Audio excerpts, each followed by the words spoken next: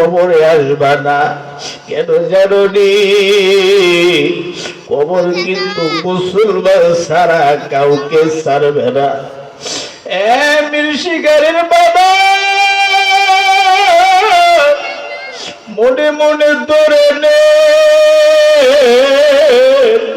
আমি মারা গিয়েছি। সন্তানেরা এই খবর শুনে পাগল পাড়া হয়ে মাহফিলে আসবে। আসার পর আমার আপনার লাশ নিয়ে বাড়িতে যাবে। মসজিদের খাটে আমার লাশ, আপনার লাশটাকে শোয়া লাগবে। বাবা গো, এই লাশ আর দ্বিতীয়বার করে ঢুকাইবে না। আহারে, এমন একটা গোসলখানা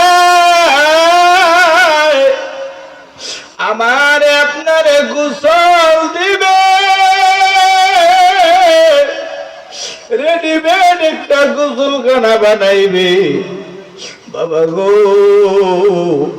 আলিশার গোসলখানায় কিন্তু জিন্দেগির শেষ গোসল হবে না, ঠিক কিনা?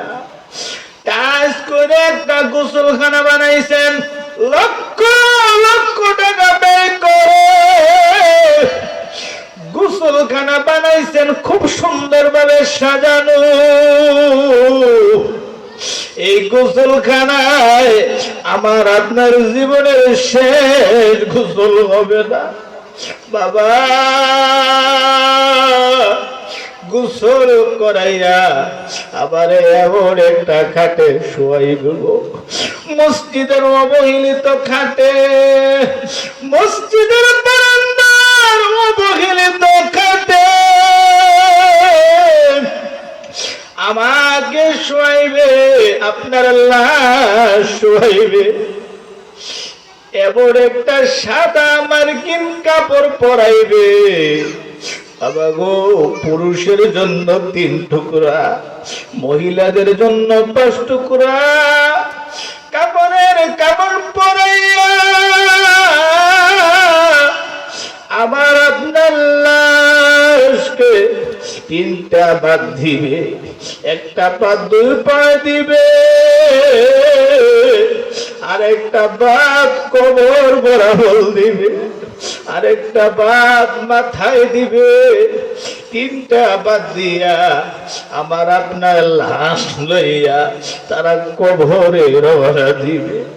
4-5 জনে ধরে ধরে আমার আপনার লাশের খাট জানাজার ময়দানে নিয়ে যাবে। বাবা, আপনাদেরকে আমি তাফসীর শোনানোর জন্য আসি নাই, নিজে তাফসীর করতে পারি না, আপনাদের কাছে আসছি মনটারে একটু নরম করার জন্য। আজকে ওয়াজের মঞ্চ গুলো নাটকের মঞ্চে পরিণত হয়ে গেছে। যে বক্তা হাসাইতে পারে, নাটক করতে পারে, ওই বক্তা দেশে ভাইরাল বক্তা, ঠিক কিনা? ওয়াজের মঞ্চ গুলো কান্না নাই, চোখের পানি পড়ে না, হাসাহাসির মঞ্চ হয়ে গেছে। বাবা, একটু দিলটা নরম করে আমার আপনার লাশ নিয়া জানাজার ময়দানে যাবে। বাবা গো, আমার আত্মীয় স্বজনেরা বক্তব্য দিবে, আমাদের সন্তানকে মাফ করে দিও, পানা দ্বারা থাকলে আমাদেরকে জানায়, আমরা পরিশোধ করে দিব।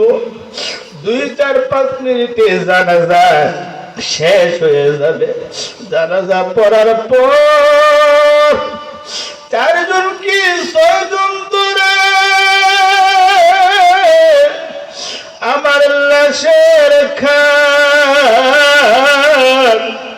আবার আপনার নামে মীর শিকারের কবরস্থানে যে কবর বরাদ্দ আছে ওই কবরে আমার লাশ নিয়ে যাবে, তিনজন আবার কবরে নামবে, নামার পরে উপর থেকে 4 জনে 3 জনের কোলে আমার লাশটা দিয়ে দিবে। বাবা একটু চিন্তা করে, দুনিয়াতে কি করলাম, বাড়ি করলাম, গাড়ি করলাম, খালি আসছি খালি চলে যাব, আমার লাশ কবরে শুয়াইয়া দিবে। বাবা গো, আমার কবরে শোয়ানোর পরে গো, আমার লাশ, আপনার লাশ কবরে রাখার পরে সবাই উঠে যাবে, একজন উঠে যাবে, আমি আর আপনার কবরের ভিতর থেকে ধারণা করব, ওরা 2 জন মনে হয় আমার আপন, কিন্তু ঘর পরে দেখবো তারাও উঠে গেছে। এমন করে করে 3 জন উঠে গেল, কাছাকাছি সামিয়ানা কবরে দিবে, কেউ 1 মুষ্টি 2 মুষ্টি মাটি দিবে, কেউ কোদাল দিয়া বেলচা দিয়া আবার আপনার কবরে মাটি দিবে। মাটি দেওয়ার পর দোয়া মোনাজাত কবর জিয়ারত করে সবাই বিদায় হয়ে যাবে।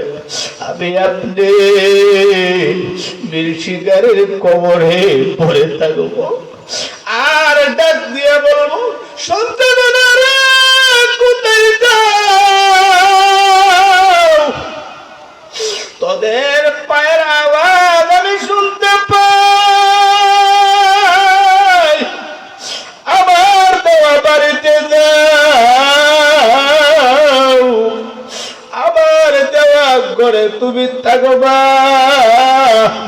আমি বাবারে কার কবরে কোন খবরে রেখে গেছো? বাবা গো, এমন একটা সময় আবার আপনার সকলের আসবে কিনা বলো? যদি গুনাহ নিয়ে কবরে যাই, 2 পাশে মাটি এত জোরে চাপা দিবে, 1 পাজরের হাত আর 1 পাজরে ঢুকে যাবে। আমি আপনার চিৎকার দিয়ে দিয়ে কাঁদবো, মির্শিগারের কেউ আমার কান্না শুনবে না, আমার কষ্টের আওয়াজ কেউ শুনবে না, সবাই মাটি দিয়ে চলে আসবে। 1 দিন 2 দিন 3 দিন যাওয়ার পরে আমার কেউ আর স্মরণ করবো না। এ বাবা, কবরের বাঁশ পোষার আগে আবার আপনার লাশ পচে যাবে। আহারে, এই সুন্দর শরীরে বডিতে একটা মশা বসতে দেই নাই, মাছি মশা বসতে দেই নাই, ফুলের আঘাত বডিতে লাগাই নাই, এই বডির লাশ পোকায় খাবে, মাকড়ে খাবে। সুন্দর দেহ বাঁশ পোষার আগে সুন্দর দেহ পচে গলে শেষ হয়ে যাবে। এ বাবা, যেহেতু মাহফিলে আসছেন, 2 ফোঁটা চোখের পানি বানাইয়া আল্লাহর দরবারে কাঁদেন। কান্নার জায়গা মাহফিল, উজানির জমিনে যারা যাও, চরমুনার জমিনে যারা যাও, হাসা নাই, নাটক নাই, শুধু কান্না। পীর সাহেব হুজুরেরা যখন বয়ান শুরু করে, এই পরিবারে মুরিদরা কাঁদে, শিশু বাচ্চারা নেই, সবাই কাঁদে। এ বাবা কান্নার অনেক দাম আছে। এই চোখের ভিতরে নদী নাই, খাল নাই, বিল নাই বাবা গো। এই চোখের ভিতর দেইকা, রক্তের ভিতর দেইকা যারা এক দুই ফোঁটা পানি পালাইতে পারবে, এই চোখের পানি তার জাহান্নাম বন্ধ হওয়ার জন্য যথেষ্ট হয়ে যাবে। চিৎকার দিয়া বলেন সুবহানাল্লাহ। আল্লাহ আমাকে সবাইকে কান্নাওয়ালা চক্ষু বানানোর তৌফিক দান করে। আজকের মাহফিলে আখেরি মুনাজাতে সবাই মিলে কাঁদবো, সবাই বলি আল্লাহুম্মা আমিন। ওমা তৌফিকি ইল্লা বিল্লাহ। আসসালামু আলাইকুম ওয়া রাহমাতুল্লাহি ওয়া বারাকাতুহু।